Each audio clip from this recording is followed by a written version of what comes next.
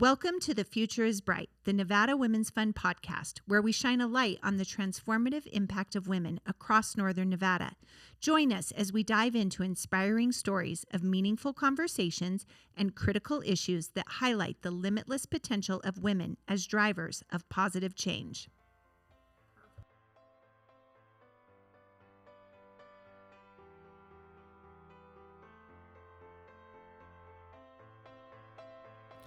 Patti graduated from the University of Nevada, earning degrees in education, history, and school administration.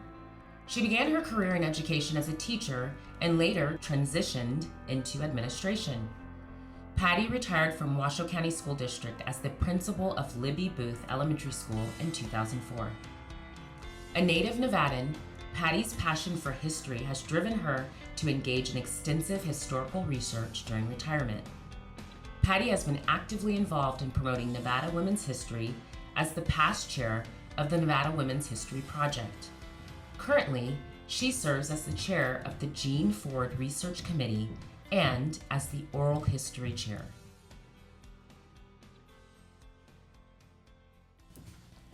Khalilah. Hi, Ila! I am so excited about our guest today. I am too. I just read her bio and I am thrilled to find out more. Yes, welcome to the podcast, Patti Bernard. Thank you. It's an honor to be here.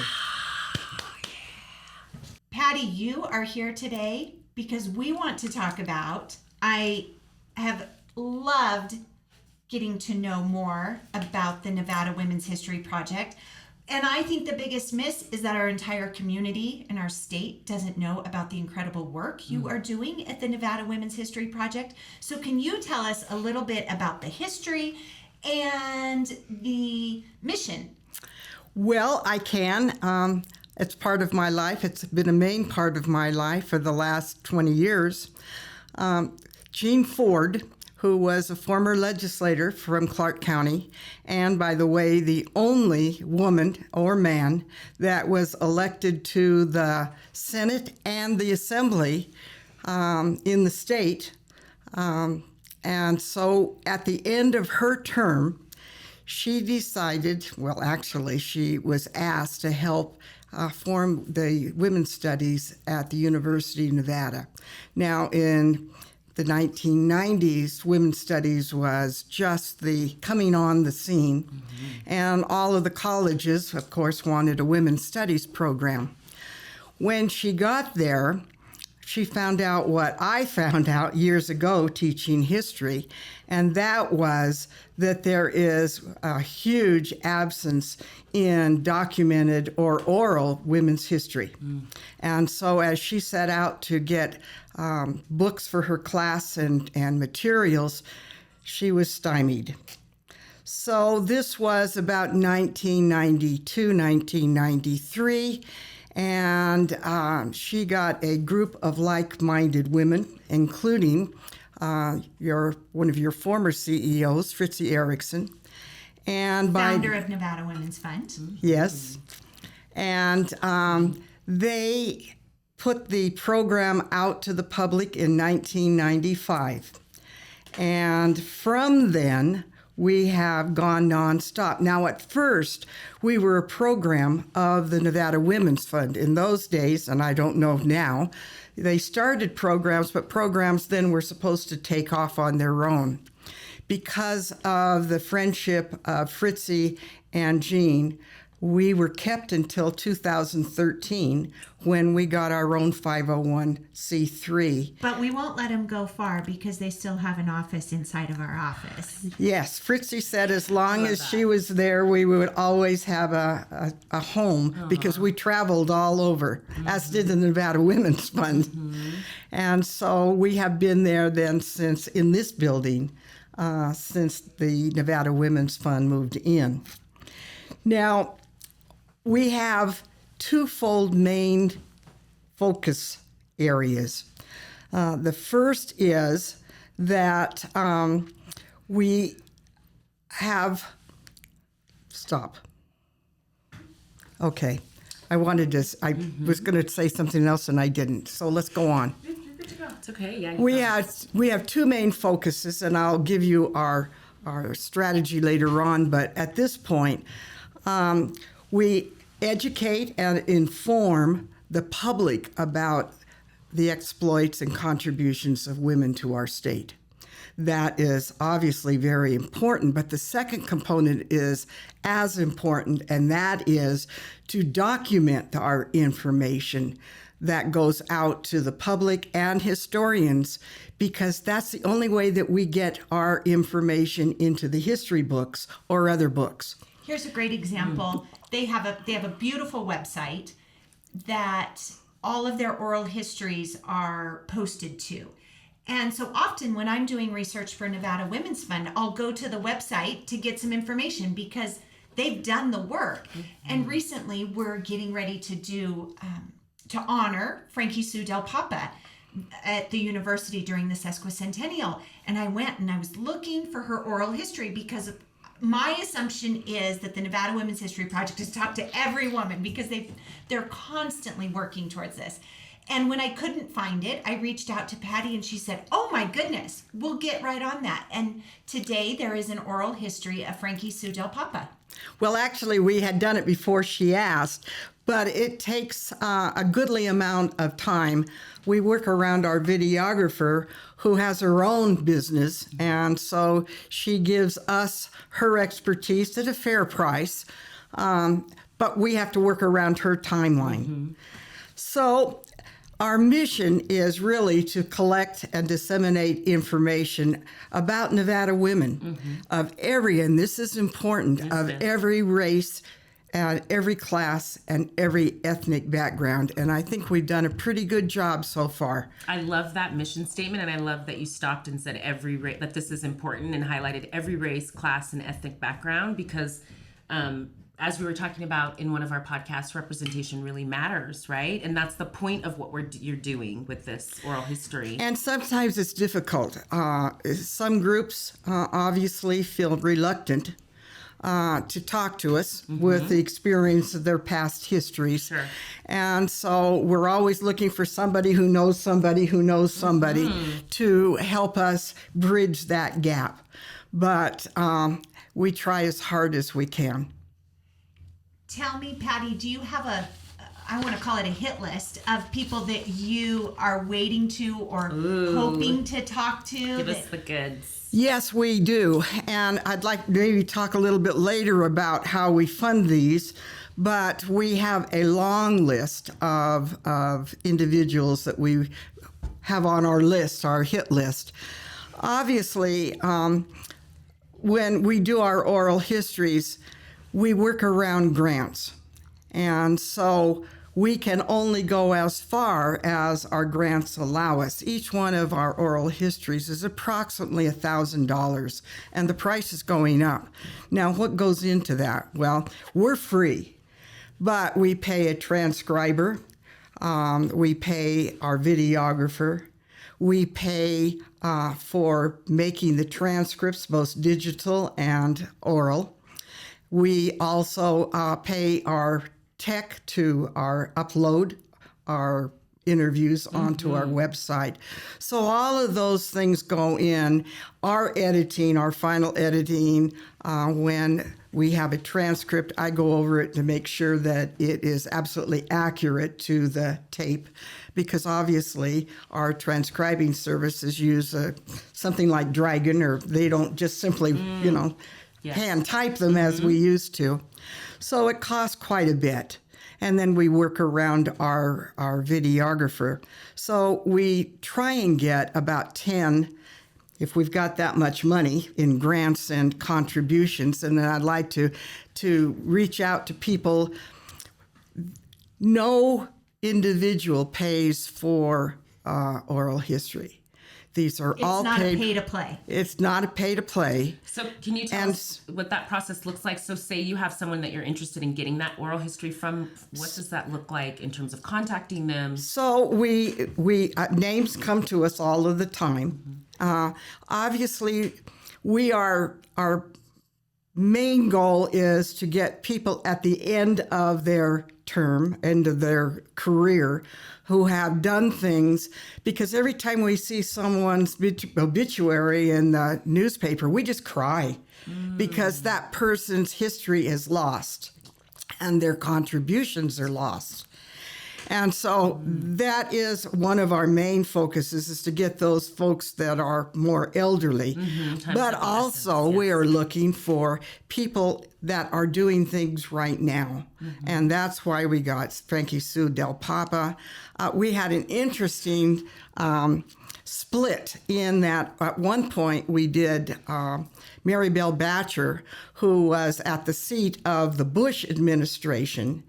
And she speaker at Nevada Women's Fund Women of Achievement Lunch this year, our Hall of Fame. Yes. And amazing. That was amazing. She was raised with me in Carson City, and with a life of certainly not want.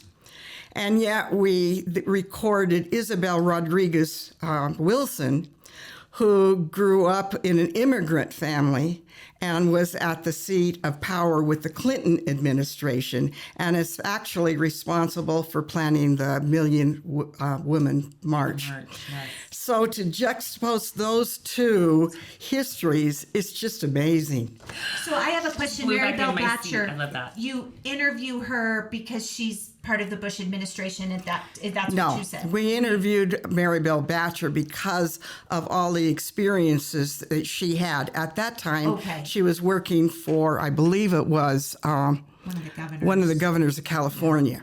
So what do you do when a Mary Bell Batcher goes on to her? You think she's at the pinnacle of her career, and then she just keeps rising. Do you add to that in her history? Well, and that's a problem because Darn her. because that entails us to go back, which is another $1,000, and there are so many people out there that are needing to have their stories spoken about. So that's a judgment call for us. We tend to, I can think of so many people that are mid-career, but I know that they are going to go on. And I hope that in the years to come, we will be able to get their stories too. But how many people do you have on your team, by the way? We have a videographer. Okay. And we have a group of individuals that are trained to be interviewers. And then we have our technician, who then, after our videographer gets done, puts our information, our history information, Nevada Women's History Project. Okay. And, this has been funded by such and such a grant or such a person. And that's it. We have about four or five people. How many women are on your board? We have 8 people on our board. And how many members? Because you actually have a membership. We do. And many of them are just simply contributing to our organization. And obviously, their memberships fund our operational costs. Our programs are funded by people who attend our programs. Our interviews are funded by grants. And so we have approximately 125 members. And your member cost, I think this is important because one of the things I see as the members and the board of Nevada Women's History Project come in and out of the Nevada Women's Fund office, I get to see them, is that they're an aging group. Yes. And the work that they're doing is so incredibly valuable. And I want to support, even through this podcast, in ensuring that there's a younger generation that understands the value of this work, and hopefully they start to come onto their board and they get involved, and your memberships are not expensive. No, our memberships are $30 for individual, and we go up and we do have lifetime members, which contribute $1,000, which obviously is very important to us. And that's $30 a year. That's $30 a year. And what do you get for that? And you get approximately 12 programs. We have a quarterly newsletter. We have a monthly we call it the Daily Blurb, but it's just a informational digital attachment that goes out. It's just, it's an amazing focus of giving to the community information about women. Our problem is, if with young women, are those that are working and they hold jobs. We try and do our programs on Saturdays, but then Saturdays, of course, if you're working, you're trying to get your house or go someplace. Catch up for the home. Grocery shopping. It's just really Spending time difficult with to the do. kids, yeah. So there is what we try and do is focus on people that are retiring, and they're retiring younger. But we try and get these young people in because so many of our biographies and oral history serve as models. You know, Sue Wagner had, when she went into politics and she was in the Senate, people didn't ask about her policies. All they wanted to know, and this is discrimination for women and is still ongoing, is who's going to take care of your kids? Where are your kids? You know, what are you going to do? She got advice from, you don't really want to do this because your husband will divorce you. You know, unsolicited advice. And so how do you work amongst that? Well, her oral history is a perfect example. I had 3 kids under the age of 12, and here's what I did. And she became a single mom. And she became a single mom because her husband, a widower, I should say. yes, her husband, working for DRI, died in a plane crash, as did Sue. Didn't die, but was in a plane crash. And so DRI is, excuse me, Desert Research Institute? Yes. Institute? Okay. And it has affected her life ever since. Sorry. Right. And so a lot of her time she was doing with a broken back, but she maintained. And young people need to know that. The The tenacity stories of and spirit. the perseverance Yeah. of women. Yes. Yes. That's why it's so important. So, Patti, when you talk about your programs, Yes. they're family friendly. Yes, they are. So I'm thinking on a Saturday morning, a mom with young kids, you have programming that she could bring her kids to. Well, we do. I would say mainly teenage. We are obviously Nevada Women's History Project, but we have males in our group, and we love males. They, We love provide. the men Love who the men. support the women. Who support Yes, women. yes. Tagline. So tell us about some of your programs. Well, in addition to our biographies and our oral histories, we also publish or sponsor books. We have at least 7 on our list at this point. We present programs. We have a speakers bureau. We conduct classes on oral history and biography writing. And as a matter of fact, the late Barbara Vukanovich helped us create what is called Letters to Nevada Daughters, which is an easy way to help people build their own biography. We have broken it down to topics. And so what I always tell people is, we're all somewhat semi-computer literate now, put a file on your computer and just name it me or whatever it might be. And there are a million topics that you can think about, and we give them topics. And for example, I have one running, and I wrote one on my daughter to tell her how I met her dad, which was one, and we got engaged in Jarbidge, which is a small, out-of-the-way place outside of Elko. We had, If you're a hunter, you Or a know hot where springer. Jarbidge is. Yes, I love you that. know, Yeah. we're 22-year-old kids. Oh my We goodness. borrow a car, There a it is. 1940s car of all things. We wind up with 2 flat tires. This is in the mountains. We're going down the mountain. We run out of our brakes. And I have pictures. So I'm a little bit more advanced maybe than some people, but I wrote this up and then I inserted the pictures of us in front of the Jarbidge Bar and That's beautiful, Patti. So you're documenting your own history for your daughter for generations yes, to come. yes. That's beautiful. And so your members, you're prompting them We're to trying do to the help same. them because the first thing you do when you ask somebody to do a biography, I haven't done that much. I mean, that's a typical woman's reaction. We would like to do an oral history on you. Why?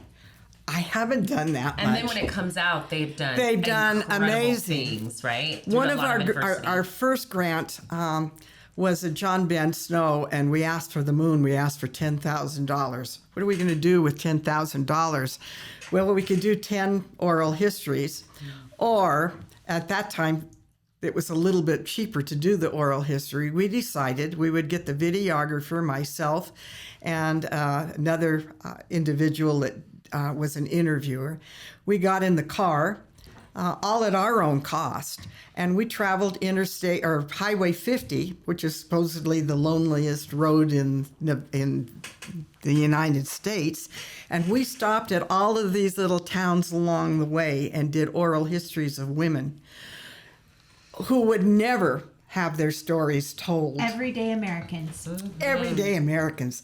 We started in Carson and we How wound fun. up in Baker, Nevada with a lady that, owned a hotel, but she also was a great proponent of getting the national park established outside Baker, the Great Basin. So here you are in the middle of nowhere, Nevada, off Yeah. of Highway 50. You meet a Super woman, fun. and come to find out she Right. really did have Well, significance it was in our instrumental elevating our in state. the political process of getting that into a park. state. Incredible, Patti. I love that. As someone that loves storytelling and is, my background's marketing, I love the idea of teaching people, and as an African American, teaching people how to tell their story and putting that down, because I'm searching now for my own relatives' stories and pictures as I get older. That's something that I'm yearning for, is to know more about the history of my family. And so I just think it's so important to highlight, women's stories, and especially you're talking about sharing your own story. Those are women that are doing things now. Now, granted, they were we actually did one of the oral histories in a small town that was outside of Austin, and her father was, I believe, a dentist in Carson, and she married but left and went to school, and established the first semi-medical facility in Kingston, which, if you know Nevada history or Nevada geography, there's Gabbs and there's Battle Mountain and there's nothing in between on a hospital. And so that little burg is in the middle. And if you had a problem somewhere around there, a hunting or fishing accident, you had to go all the way to Battle Mountain to get to a hospital. And so this was a medical facility that she started. I don't know. We did this in 2015, whether it's still going or not. Right. But that was something that she felt passionate about. They own kind of a tourist house where people can stay and go fishing. But it was a huge benefit to that area. Even people in Austin could go there. I also want to hear, earlier we took a little break, you were talking about a story about an African-American woman whose oral history that you wanted to share. Yes. That I'd love to hear. Well, her name is Margene Buffkin, and her maiden name was Huddleston. And we did her daughter, and who was phenomenal in herself. But she said, you really should, talk to my mom. So here is an individual who was from Decatur, Mississippi, lived in a house with no running water, no electricity. none of the things that we would consider essential. In fact, the house burned down when she was a teenager. She had never had a birthday party, never had a doll. When the house burned down, somebody gave her a used doll. And only went to school sporadically because she was picking cotton at 11. But graduating from high school was really important to her. Mm-hmm. And so she graduated from high school. Now, what do you do when you're a black young woman? Well, you get whatever job you can. What time frame are we talking about? We're talking 1950s. Okay. Late 1940s, 1950s, when we should know. No, it's not that long ago. Mm-mm. And so she found a job with a woman for 5 days a week, full-time care of these children for $19 a week. No, I think it was $11 a week. And because she couldn't return home, she had to stay there. So she then paid the woman $5 so she could sleep in her bed. So she was actually making $7, and her mom would pick her up and take her home on the weekends. Well, at 18, her dad came out to Herlong, got a job in Herlong, California, and she said, please take me. So she wound up in Herlong, then in Reno at age 18. And she got a job at Washoe Medical Center. Lucky Reno.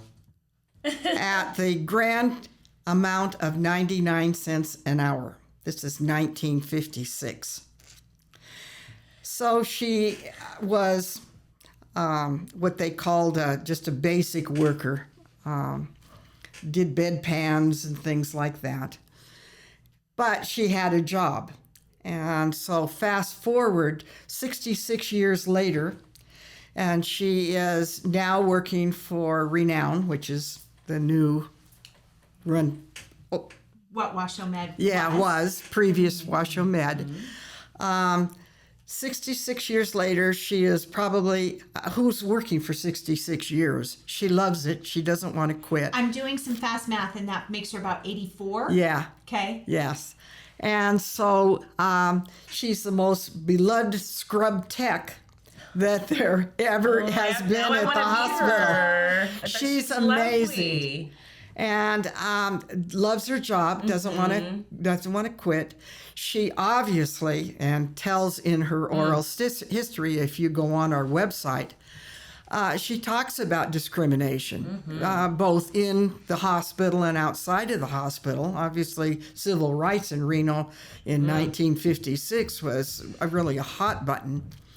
But she is just, she's so thankful. Mm-hmm. She is such a wonderful person. So we go from people like Mary Bell Batcher to Jean Huddleston and back and forth. It's wonderful. What I'm thinking about as Patti is talking is raising kids. One of, I think, the greatest gifts is seeing the world through their eyes and experiencing their experiences. Mm-hmm. And you're taking us backwards and allowing us to see the world through the eyes of these women who experienced history in a way we will never get to do.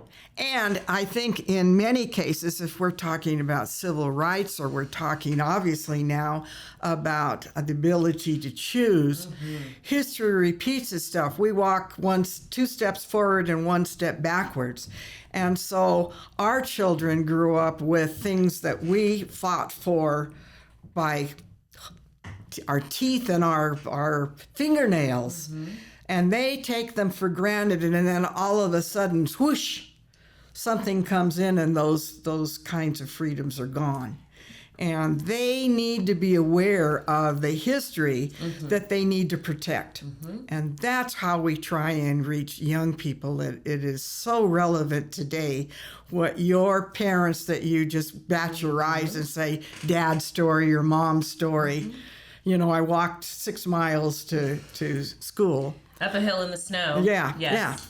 yeah. But it's those stories. It's relevant. Yes, it is very relevant. And as a mother, it's those, as of Black children, it is important to me for them to know the history and why you can walk into a store and sit at the counter, or why you can go into a restaurant and be treated fairly, or sometimes why you walk into a place and you're not treated fairly. Correct. And that is what this is about. That's what you are doing in capturing these stories, and it's important to me, and I honor this what you're doing with So, the oral history center. life is a series of good things and bad things. Our Native American, we have a lady that is an attorney and a judge, but she speaks about her family coming in 1950s to Reno, and they couldn't stay in hotels, so they camped out at the fairgrounds.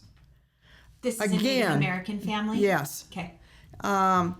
So how far they came from that to a sitting judge. Right. It doesn't make any difference where you come from. Things are really difficult for many, many people. And it seems trite to say, if you just try harder. Well, there are so many influences that you don't think about, that we want people to think about, that try harder sometimes isn't enough, that there are extenuating circumstances that they have no control over. That's right. Patti, is there a consistent theme throughout the oral histories that you have taken away, things that you hear over and over and over again from these women? The theme is on so many. When I started out, I didn't know that I could do what I did. And in fact, in talking to you, I didn't realize how much I really did do. And so that's the amazing thing, whether it's a young person that is looking at a role model, I'd like to be like, or a young person, especially an older person. I started out and the only thing I could do was be a housewife. I couldn't have a credit card in my name. When I was divorced, it most went to my husband. I was a single mom with a single woman's maybe paycheck. I had, childcare to worry about. Well, those are current things now. Yep. Right. Certain things have not changed at all. No. Oh, dear. Well, But we're working for it. we are working for it. That's what we're doing at Nevada Women's Fund. That's what you're doing at Nevada Women's And History that's Project. why I would like to just talk a little bit about another gal who was your first CEO, I would love for you to. Jan Evans. Now, Jan Evans was what we call a Nevadan by choice. She was not born here. She came here as a young woman, and she became a state assemblywoman. Her life was generally caring about women and children and social issues. And so for her master's, because she didn't have it when she came to Nevada, she worked with Sue Wagner, For those that don't know who Sue Wagner is, do you want to give them just a quick? Sue Wagner was a senator from Washoe County, well known. We talked about her and her husband being in airplane wrecks, but she was amazing on legislation for women and children, as well as environment restrictions on Nevada. And always a very strong advocate for women and women's rights. Absolutely. And so Jan did her thesis work with Sue, and that was a period when Sue was working on legislation to increase the marriage license fees, which were nominal. But what that did was it was a permanent foundation for money to support violence, domestic violence, all of those types of abuse kinds of things that get left out of budgets. And so that was just phenomenal. And then she went on to do legislation also centered around women and children. She authored the first Nevada hate crime bill. And the Jan Evans Juvenile Justice Center is named after her. Right, if you're familiar with Jan Yes. Evans, right, we know that that's where we never want any of our kids to be or go. But thanks to her. But thanks to her, there were positive aspects of incarceration for these kids to try and get them on the right path again. So she was your first CEO. Then Fritzy came in and remained there the longest because Jan went on to other things. But she was an amazing, amazing woman. We have a scholarship in her name that goes out every Yes. year. Yes. And she died in office with her boots on in 2000. And so she was wonderful. So I don't know about you, Khalilah, but I'd love to hear another story Yes. from Patti. Another story about an oral history that you've done on a woman that you think we need to know about. Actually, it's not an oral history. It is a biography, but we are a statewide organization, and that makes us different. We work with women of diversity in Las Vegas, and they're Southern Nevada based. And we at one time had an affiliate in Southern Nevada, Nevada Women's History Project, because Jean was from Clark County. And so once she started the project up here, she wanted to include the South. We finally divested ourselves of the tandem membership because there was just kind of a difference in our main goals. We are researchers primarily, and they had other areas that they wanted to go through and address. But we work with all groups, whether Southern Nevada or Northern Nevada, but we are a statewide organization from White Pine County to on the east to Mineral County on the west, from northern Washoe, Elko, down to Clark County. So this lady, her name is Betty Whitehead Willis, and you will recognize what she did immediately. So this was a lady that, again, we're talking 1950s era, was an artist, and she was a dancer, and she was a commercial artist.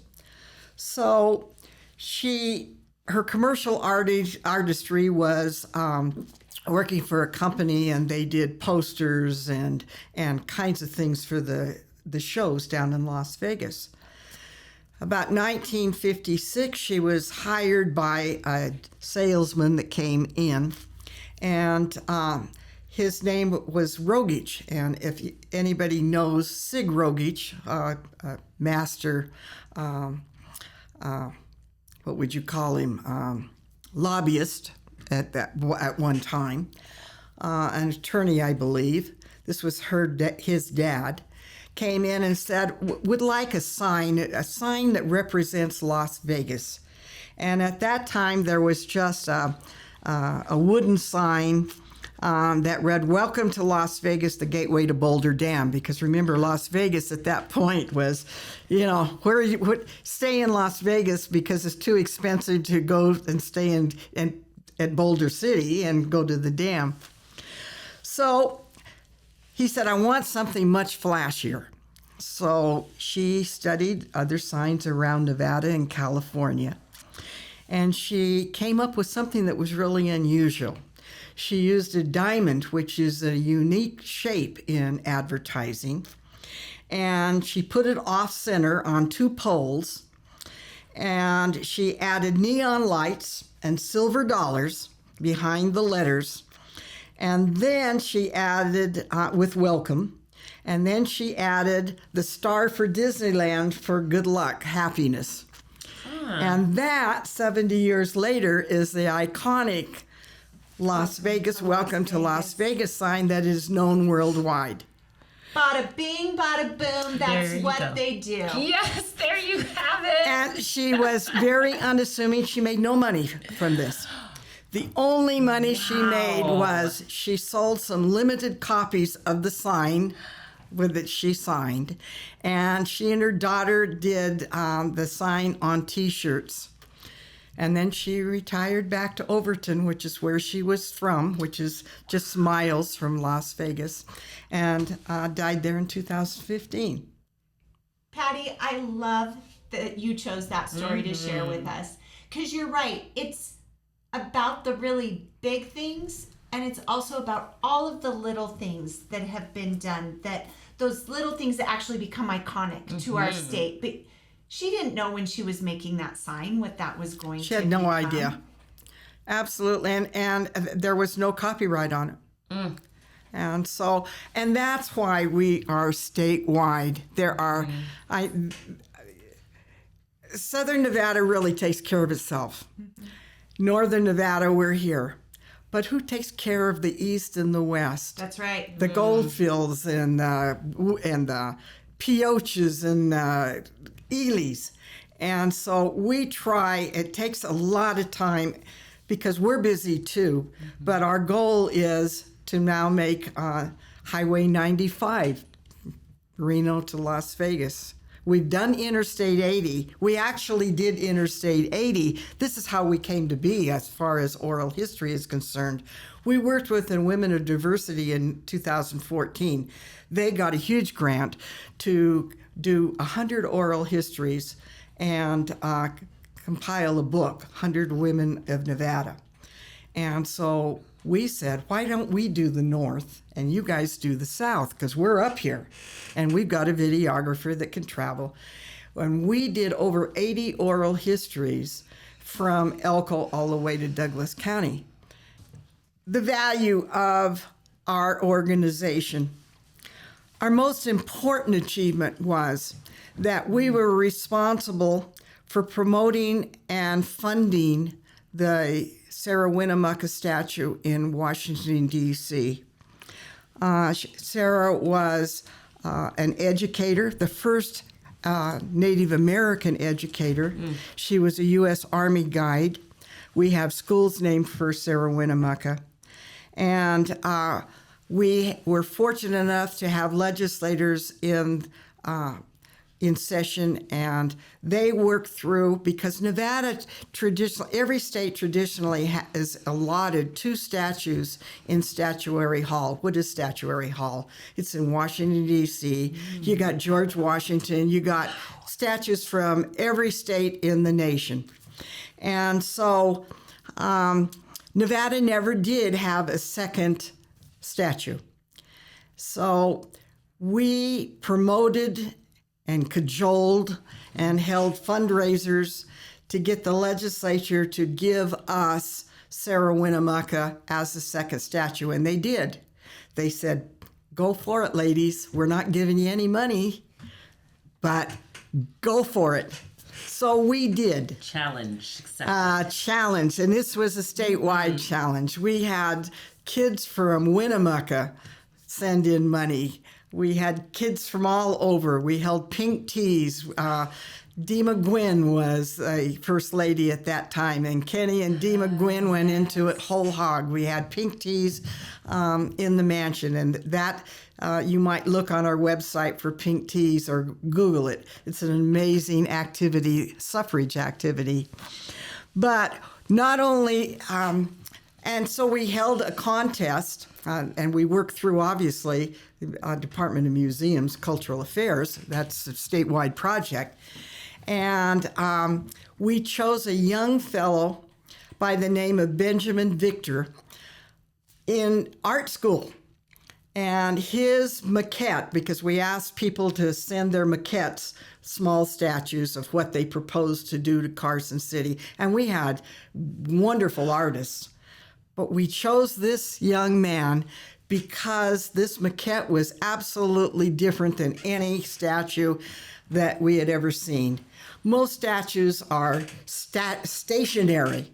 You know, you've got a person that's just standing there. Sarah her hands are extended, her dress is flowing, the fringe is on her dress. I encourage everybody to go to Carson City and see the actual replica in Carson. But we chose him, and not only did we fund the statue for Carson City, but we raised enough money in Washington, D.C., we raised enough money to put the one in Carson City in the Capitol building. And if you have never been to Carson into the Capitol, it's a great place anyway, very historic. But Sarah, when you walk in, is right there. And when you walk in at the Statuary Hall, she has now been put into, they have another building that you go into before you actually go into the Capitol Rotunda. And she is there. What did we do for this young artist? People saw this statue, which was so unusual amongst all of these other men and a couple women, that they commissioned him. He is now the only living or dead artist that has 4 statues in Statuary Hall. Wow. We started Benjamin Victor, and he now has a studio in Idaho. Wow. So that's the first thing. Now, That's pretty good. You have another thing? Yeah. That's pretty good. well, so I want to talk a little bit about how you people can help us. Okay, yeah. Yes. Our activities obviously take participation, public participation in our organization. And so, simply put, if you just simply become an annual member, you don't have to do anything. You're supporting our operational costs. We are all volunteer, but obviously we have to pay for professional services like websites and expenses. But we need some worker bees. Yes. And volunteers. we are looking for active members because they bring new ideas, the vitality to our organization. Well, I want to tease a few things so that people go to your website.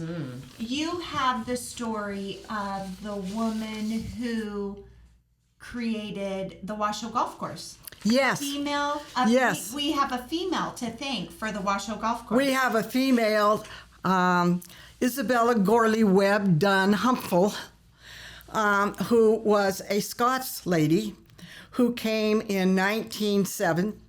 Her family was premier Scots golf personalities in Scotland. Golf was coming to America, the United States, of course, in the 20s. That was the big thing. If we rethink of the Great Gatsby and movies, everybody that had money golfed.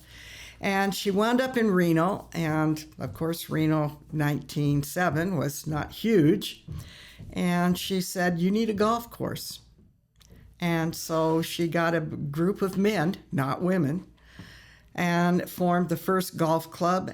And the first golf course is very similar to where it is right now, but it actually is where it's a retirement home, something five. Five star. 5-star. Oh, that was the golf course.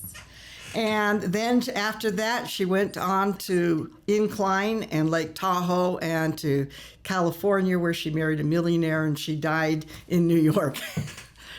There's stories like that. Yes. So many stories that people would love to hear. So fun. I could tease more and more, but I encourage everybody to go to the Nevada Women's History Project website where you can learn more about suffrage. You have a link where women can learn more, individuals can learn more about suffrage in our state.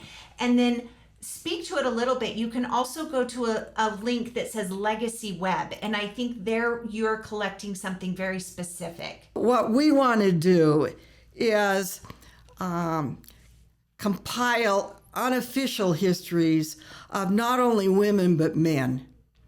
And so these are people that don't make history books but are important in their community and in their families. So we ask people if they would go on our website.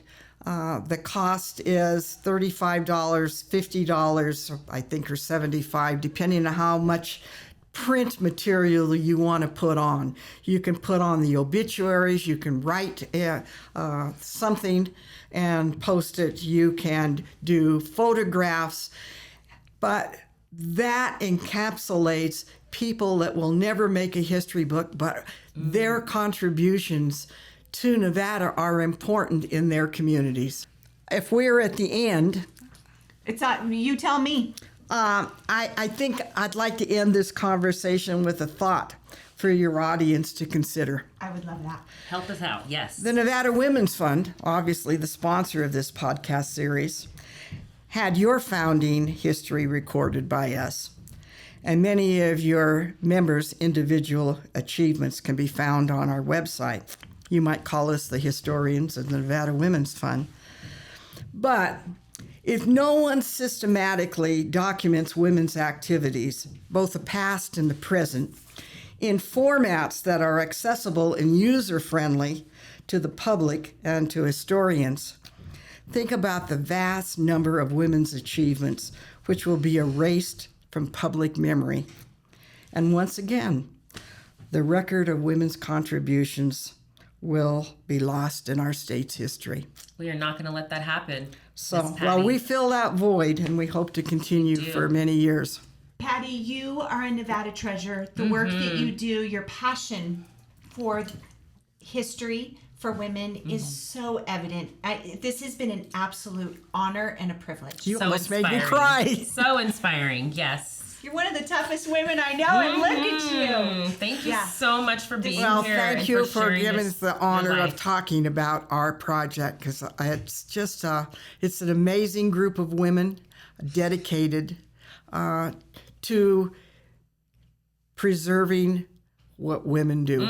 I woke up a little bit tired and a little down today. I'm just tired, and I just want to let you know that you have elevated just my spirit today, and thinking about what you're doing to capture not only Nevada's history, but also history of the women that are elevating this world. And as a mom, it's important for me to know that there are people like you who are doing this kind of work. And so I just want to thank you for being here, and thank you for inspiring me and lifting my spirit today. Thank you.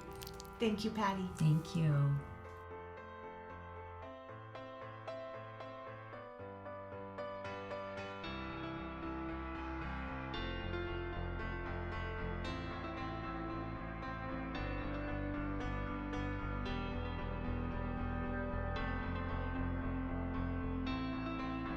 Founded in 1983, Nevada Women's Fund emerged to rectify the national disparity in funding allocated to women and women's organizations. Over the years, Nevada Women's Fund has contributed nearly $10 million in education scholarships and grants, fostering the empowerment of women across northern Nevada. Today, Nevada Women's Fund remains dedicated to spotlighting and dismantling barriers to education and ensuring women receive the necessary support and opportunities to advance their professional careers. You can contribute to Nevada Women's Fund's mission by donating to their scholarship and grants program at nevadawomensfund.org or email info@nevadawomensfund.org to learn about more ways to get involved.